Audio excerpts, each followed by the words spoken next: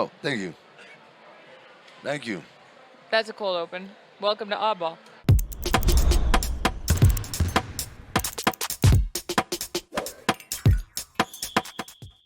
Welcome to Oddball. I'm Amin Elhassan. That's Charlotte Wilder right there in the studio. Look, if I put my hand right here. We're in the same place. We're in the same place at the same time in Miami. The City of Dreams, Miami. Yes. What do they call it? I think it's like the Magic City. No, that's Orlando. Oh, never mind. We got a fun show for you guys today. It's Wednesday, so we're going to bring back some word count, get them paws ready, get them digits ready, get them abacuses. Abaci? Abaci? Abaci ready. Abaci sounds like pig Latin. It also sounds like Jamiroquai. It does. Also, Steph Curry for president? What? You know what? What? Here at Oddball, we're ahead of the curve. We already got his cabinet picked out. We sure do. But first, we start in the world's most famous arena. Where TD Garden? Yeah, don't you dare. Coming out of the tunnel like Willis Reed triumphantly was OG Anunoby. And like Willis Reed, he had a very modest game, but everyone's going to make a big deal out of it because the Knicks blew out the Sixers despite the return of Tyrese Maxey for the Sixers as well. OG Anunoby with a beautiful 14 points. I mean, the Knicks are back. In all seriousness, though, it was fun to see OG back and Tyrese Maxey back. Like, I think, I like when the fun guys come back. I mean, I don't know if OG's fun, but he's fun to watch. No, he's very serious. These are the IQ guys is what we're talking about here. But this is the interesting thing. So the other night, Sixers and Knicks played. And it was a slugfest. It was like a college basketball game. 79-74. Yeah. The Sixers won. Yeah. Fast forward, the Sixers scored 79 points again, but the Knicks score 106. That's plus 32. Now you say, I mean, how much of that could OG Anunoby be worth? Tell me why he was plus 28 in the game. Woo! He was plus 28, and they were plus 32 on the night. Wow. All but 4 of those points.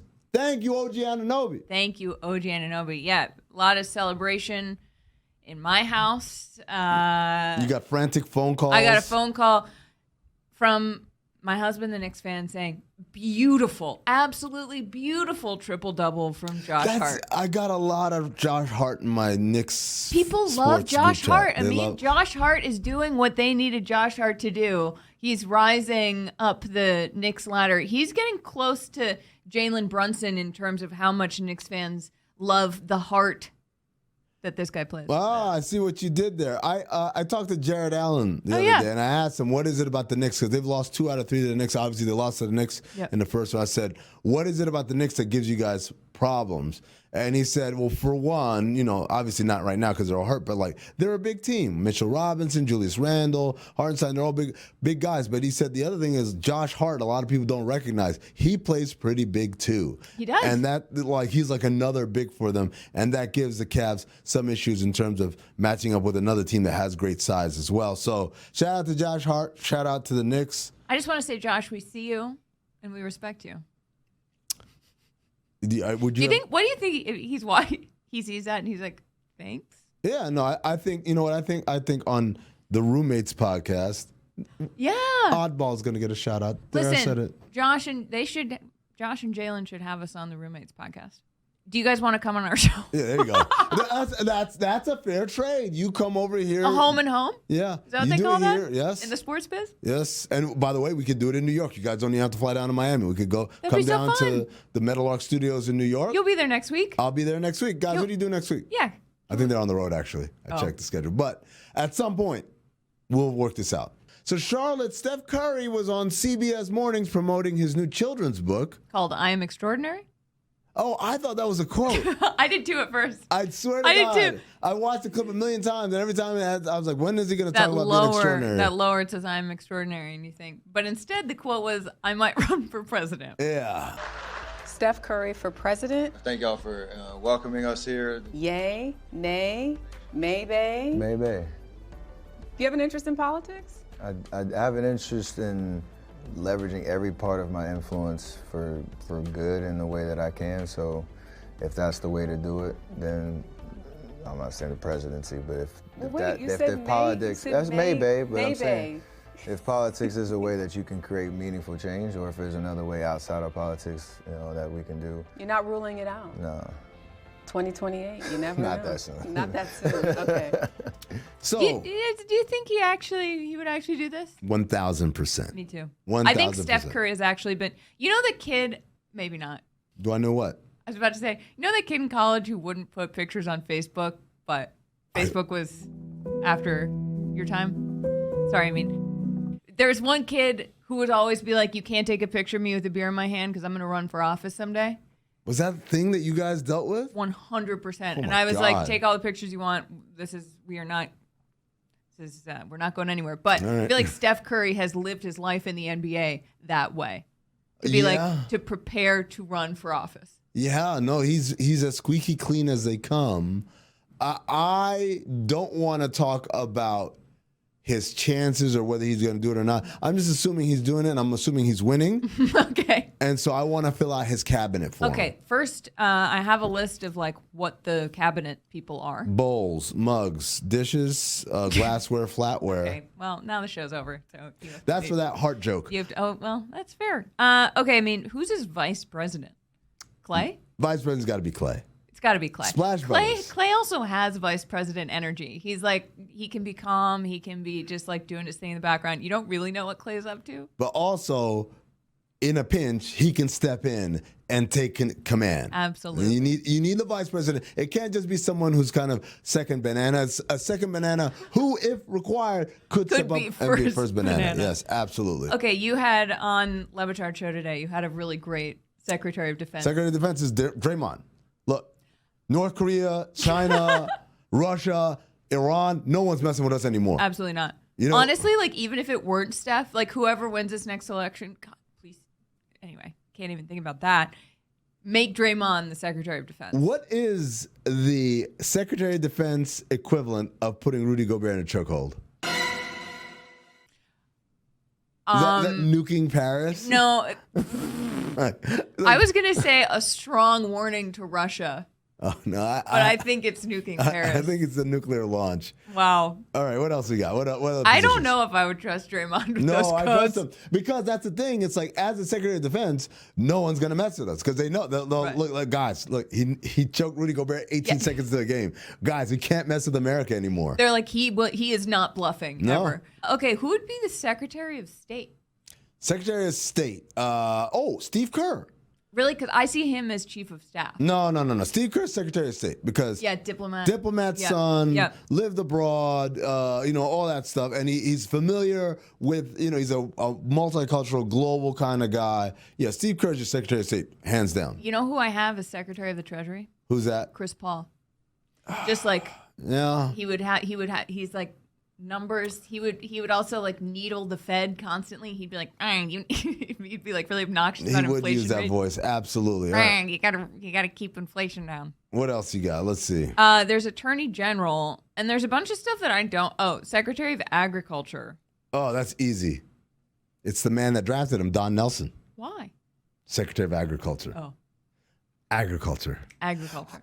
It's a weed euphemism, guys. Get it? Secretary of Health and Human Services. Oh, that would be. Oh, who's the trainer guy? Rick Celebrini. Yeah, there you go. Dr. Rick. There you go. Dr. Rick. Secretary of Transportation. Oh, that would be Jordan Poole. Traveling. Always. Yeah. See, just because you don't play for the Warriors anymore doesn't mean you can't still be in the cabinet.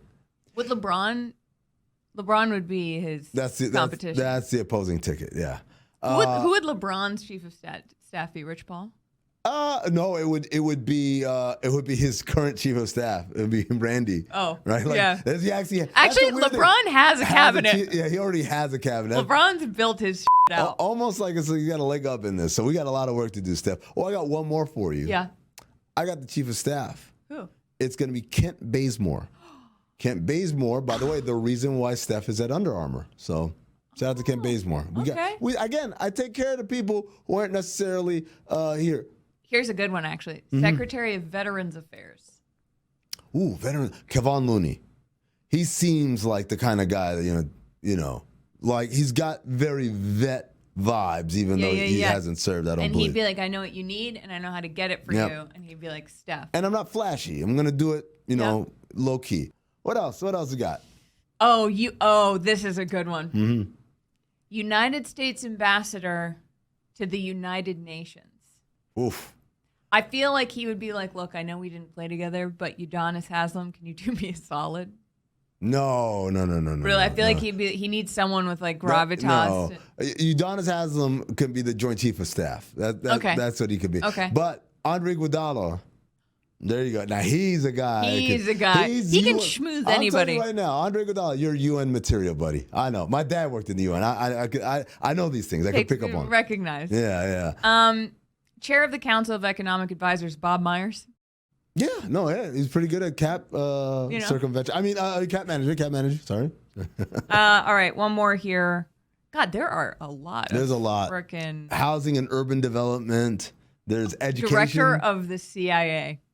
Oh, who's the CIA guy? I feel like maybe also Draymond. Draymond would be the first ever CIA. He's making. Actually, no, he's not very secret. I was gonna say Chris Paul. Chris Paul is a guy who's gets away with everything. He like presents as I'm a clean cut Chris Paul State Farm ads, and then he punches people in the nuts. So it's like that's very CIA. What did we have? You know what? He's not secretary. He's not Treasury. So who's Treasury? Treasury. Oh, Sean Livingston, because I think he was actually Secretary of the Treasury for the Players Association. Oh, well, once upon a time. So yeah, like we got it. One more housing and urban development, also known as the urban development. Urban development. I gotta find someone for that one. Housing and urban development. I feel like that could be. You know who it is? Raymond Ritter, the PR guy for the Warriors. You deserve a nice cushy job, Raymond. Yeah. And he can find people homes. He knows where to place what story. Mm-hmm. I don't know. I'm reaching. We should do this for other guys. We should. As we get closer to the election, we're going to have campaigns for every single player in the league. That's how we do. Put plans months in advance and say we'll never get into it. All right, Charlotte, pause up. We're going to play word count. This is the game where we ask each other questions and we have to answer the questions in 10 words or less. And Charlotte, how do we show that they're 10 words or less? Counting on our fingers, baby. And while playing an imaginary nose trumpet. All right. You know what? I'll lead us off. So, Charlotte, tee me up. Okay. Amin, your first question. The Magic rewarded coach Jamahl Mosley with a 4-year extension that will take him through the 2027-2028 season. Where do you see Mosley and the Magic in the next 4 years? Depends on if they can get more offensive talent there. Okay. So right now, the Magic, one of the great things that Coach Mosley's done since the day he got there was setting the foundation for a great defense and great competitiveness. So even last year when they weren't playing so great, they were in a lot of those games, and they defend at a high rate. This year, they're a top 5 defense. I believe they were top half of the league last year. Also, if you look at what they did last season, they started terribly. But then they were pretty much 500 after January 1, maybe a couple games under 500. Yeah. So some of this was kind of already foreshadowed what was happening this year. This year, obviously, they started hot. They had a soft middle, and now they're closing really strong again. But throughout all of this, one thing has remained. This is a team that is in the bottom third in offense overall. So in the bottom third of half-court offense. And yes, and they are the worst three-point shooting team in terms of makes.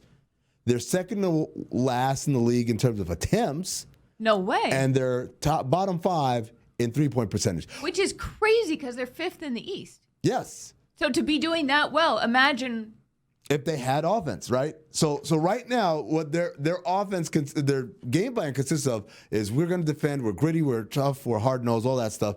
And then if the game's close, we're trusting Paolo Banchero and Franz Wagner to kind of lift us and carry us. And there are contributions from other people here and there, but by and large, it is a slog of an offense. Yeah. So if they can add another transformational offensive player, either on the wing or as a true center, I think this is a team that can contend And by contend, I mean make it to at least a conference finals within the next 4 years. Who do you think would be the best addition right now? It's funny, even though he's not a three-point shooter, I thought DeMar DeRozan would be a guy that they go after at the trade deadline, just because he's a vet. Because the other thing about this team is it's very young. A lot of these guys haven't really been around that much, other than Joe Ingles, who's 7,000 years old. So, to have someone who's been there and been on deep playoff runs and been around, but is still very much an accomplished scorer, I thought that could have helped them. Yeah. So I thought DeMar DeRozan, but there are other names like that. I'm not married to that one. I'm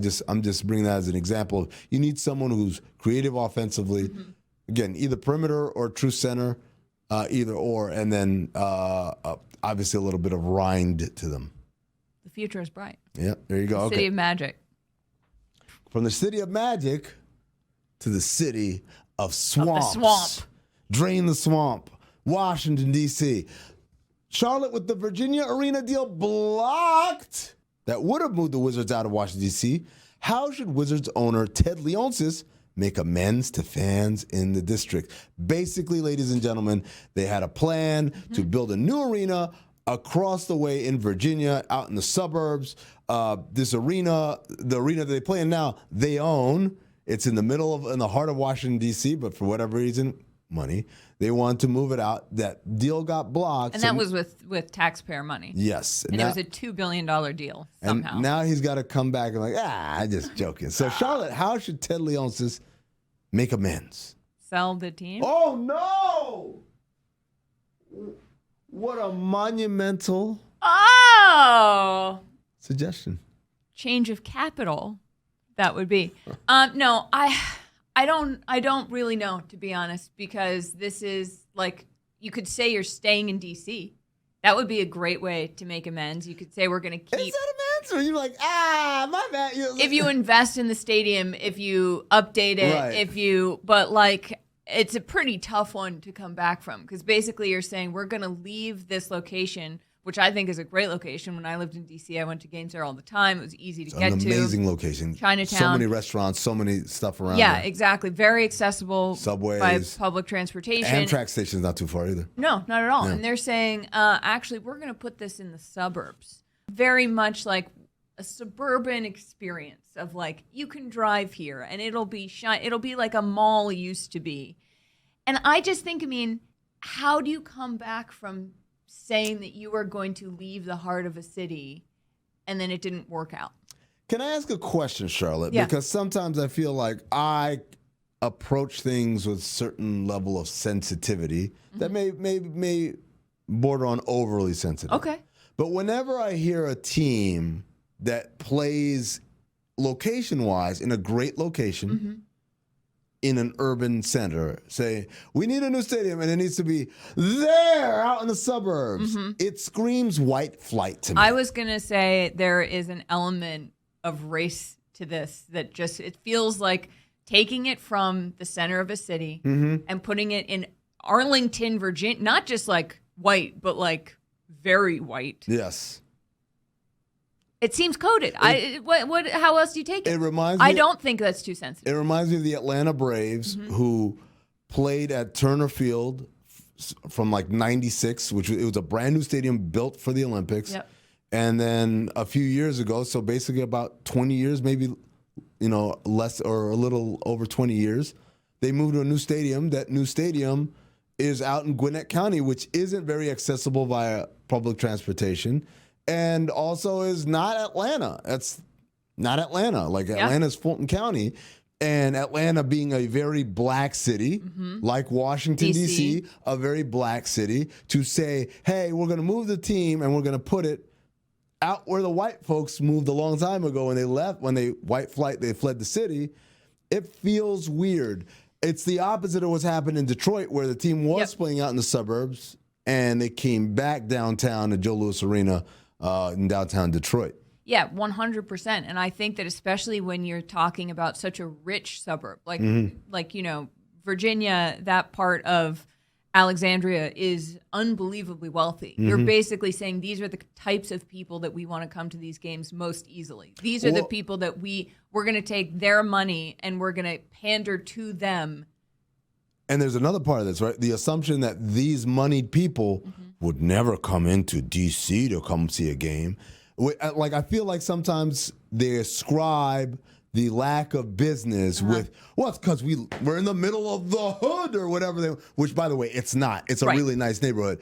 When in actuality, the reason why people don't come to games is because you've sucked for a very, very long time, Wizards. And it's easier to move the team than find out how to develop a system of player development and good drafting. Or actually run the team well. Run the team. No. Candace Buckner of the Washington Post, one of my favorite writers and people, we should have her on because she wrote a great article about stadiums in cities and how there's a lot of people starting to, as downtown, especially with the pandemic, became less of a thing and more difficult in terms of people not going to offices, whatever, all these owners saying, like, we want to move. Yeah. And she has a great piece on that. So, Candace, come on the show. Candace Buckner. Shout out. All right. Okay. Last one. Oh, this is a joint one. A joint one. A joint chief of staff. Yeah. That happens later, after hours. That's another agriculture weed joke.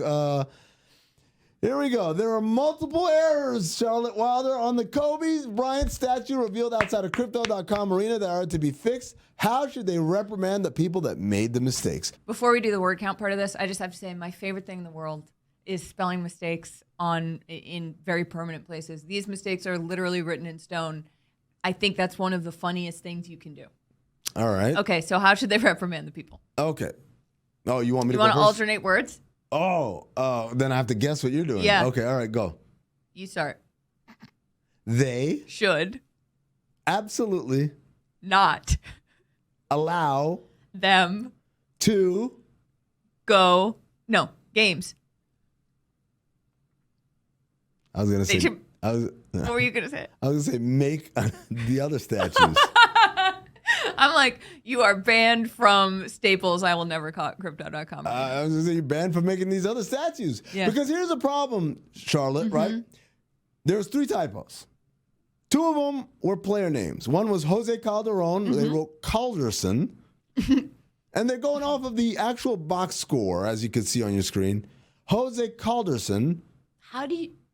It's bad enough that you messed up the name of a player. It's even worse that Jose Calderon played for the Lakers in 2016. All right? The other name was Von Wafer. They wrote Vom with an M. It's almost like the person was like, Vom? Vom. But also, like, there's some typo stuff because I'm looking at my computer. Those are the 2 names. But then the last part, and this one is the mwah. They spelled decision. I can't pronounce it, but it's horribly misspelled. And the problem, Charlotte, isn't that both Von Wafer and Jose Calderon are both former Lakers. Shout out to once a Laker, always a Laker, or whatever. Lakers family, Laker Nation, all that crap, right? But the problem is that when you have an undertaking like this, quite possibly the most important statue they've done because it's the first posthumous one, I believe, of the players. I don't know if Chick Hearn was Chick Hearn was probably already that, but like this one is like Kobe's. Well, it's Kobe. You could argue Kobe is the greatest figure in the history of the franchise, and that's saying a lot given Magic and Shaq and Kareem and all the other Jerry West, all the other great players. D'Angelo Russell. Yeah, right. Statue forthcoming, but they call him Dangelo because they won't have the apostrophe. It's not just that, right? It's the idea that. Okay, I got it. Here it is. This is what we're going to have on the statue. Yeah, it looks good to me. There's no way this was cleared by one person. There had to be multiple eyes that went across this, and they all kind of just gleaned over it and didn't notice. And even if you don't know the players, like, I don't know who this Jose Calderson is, you know how to spell decision, right? Well, also, you know how to look it up. Like, the most important thing on anything that you're making permanent is it spelled correctly. How do they fix it? I don't think that they should be allowed to just redo it. I think they should live with their mistake. I think they should remember what they've done. So they should make little plaques where it's like, you used to use whiteout and you would white it out. So it's like bronze whiteout and then it's spelled correctly. So they and put it in with 4 little screws over it so that you can see where the spelling mistakes were. That's actually pretty cool. I like that one. I also like the joke that you made earlier when we were before the show, which was they should have to chisel in a red squiggly line under indicating that it is a typo. That was funny. I did say that. That's all the oddball for today. Charlotte, what the hell is going on with your hair? I've been trying to fix it the whole show, and now it's over.